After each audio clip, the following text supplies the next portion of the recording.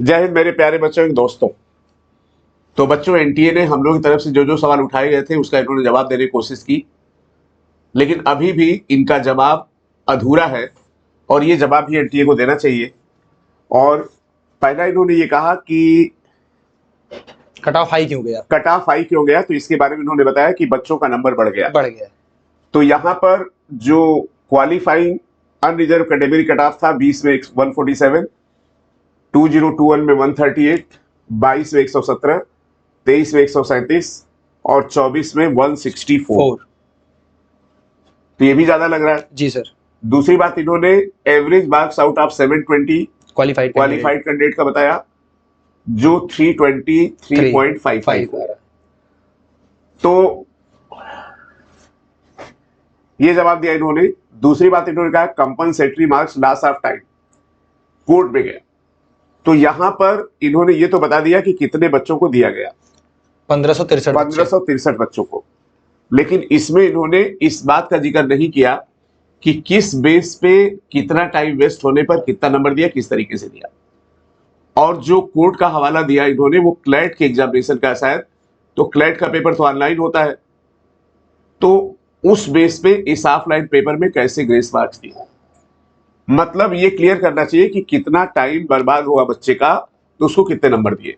दूसरी बात, बहुत सारे ऐसे बच्चे हैं जिनका टाइम लॉस हुआ है, उनको जानकारी नहीं थी।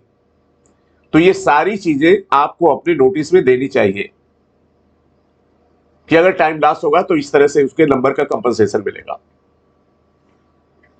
ये क्लियर होना बहुत जरूरी है, कितना टाइम लॉस होने पे कितने नंबर दे दिए।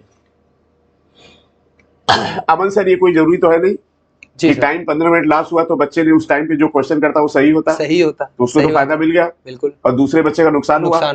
तो इन्होंने ये बताया कि 1563 बच्चों को मिला, और जिसकी वजह से मार्क्स में चेंज हुआ -20 से 720। अब ये तो 720 वाले बच्चों का इतना है, नीचे कितना गड़बड़ हुआ पता नहीं जी।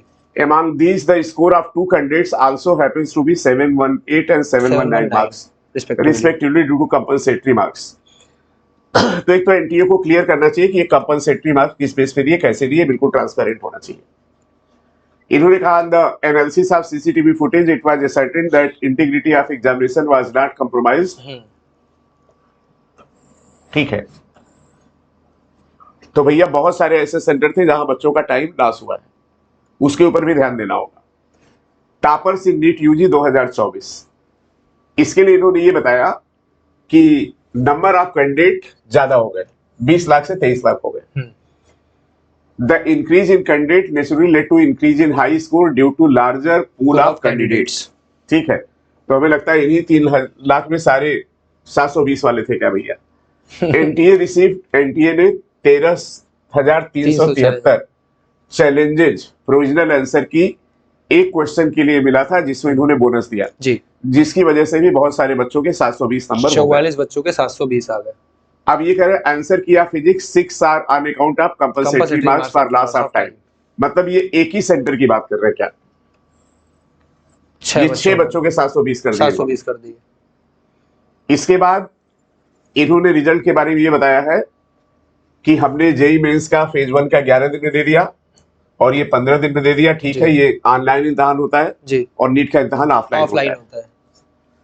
आगे इन्होंने कहा कि रिगार्डिंग अनफेयर मींस, तो इसके बाद इन्होंने कहा कि हमने उनको पकड़ा, हमने उनको दंडित किया और पुलिस के हवाले किया और उनके कैंडिडेचर को वो किया। अब हम लोगों के 3 सवाल हैं अमन सर जी।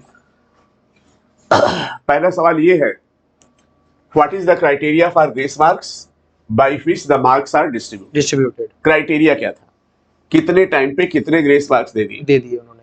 क्या उस टाइम पे बच्चा सबक करता तो क्या उसका सवाल सही होता क्या?